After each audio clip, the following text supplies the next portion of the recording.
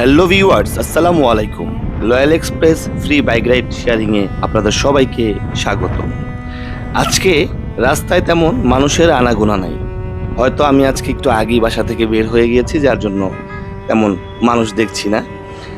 রাস্তাঘাট মোটামুটি ফাঁকা। তো এই যে এখানে পাওয়া গেছে কিছু ভাইদেরকে, দেখি জিজ্ঞাসা করে কেউ যাবে নাকি।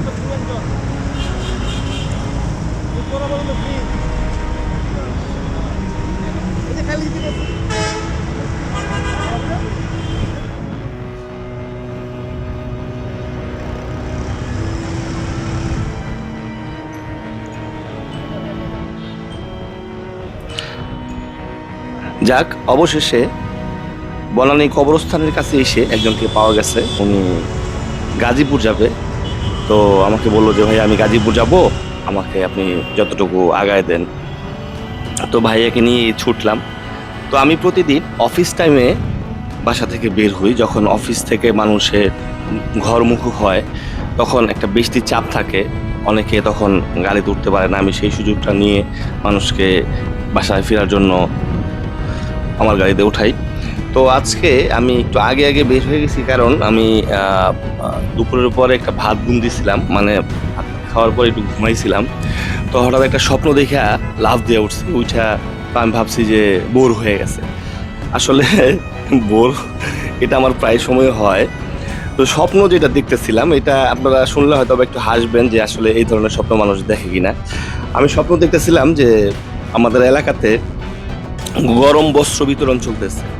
তো আমি তো সবসময় দেখি, বা আমরা সবসময় দেখি যে আমরা শীত বস্ত্র বিতরণ করি। তো গরম বস্ত্র বিতরণ কি আমরা কখনো কেউ দেখছি, বা আমরা কি কখনো গরমের সময় কাউকে বস্ত্র বিতরণ করছি? করি নাই। তো এরকম একটা মানে অকল্পনীয় স্বপ্ন আমি কেন দেখলাম সেটা বুঝতেছি না, কিন্তু স্বপ্নটা দেখার পরে আমি এটা ভাবতেছি যে শীতের দিন তো আমরা অনেকে কম্বল, জ্যাকেট, সোয়েটার, বিভিন্ন ধরনের শীত বস্ত্র বিতরণ করি। তো আমাদের দেশে এখনই যে গরম পড়া শুরু হয়েছে, তো আমার মনে হচ্ছে যে এবার আমি গরম বস্ত্র বিতরণ করবো। তো গরম বস্ত্রের মধ্যে কি আছে? গরম বস্ত্রের মধ্যে মনে করেন পুরুষদের স্যান্ডো গেঞ্জি আছে।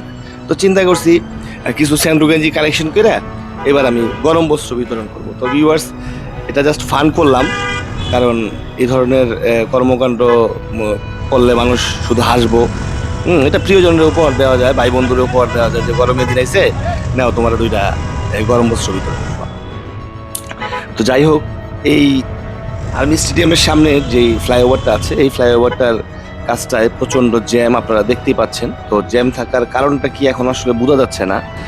তো আরও সামনে গেলে বোঝা যাবে যে আসলে জ্যামটার কারণ কি।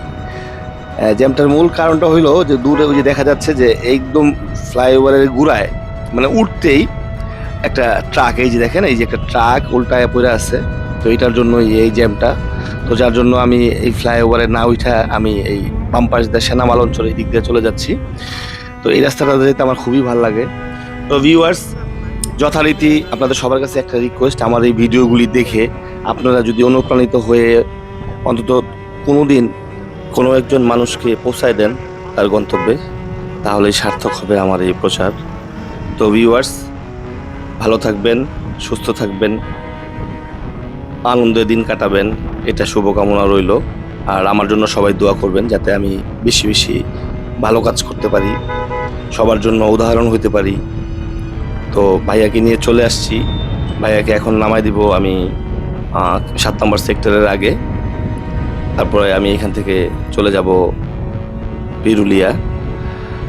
আমার জন্য দোয়া করবেন যাতে আমার যাত্রাটা নিরাপদ হয়, আমি যাতে নিরাপদে আমার গন্তব্যে পৌঁছাইতে পারি।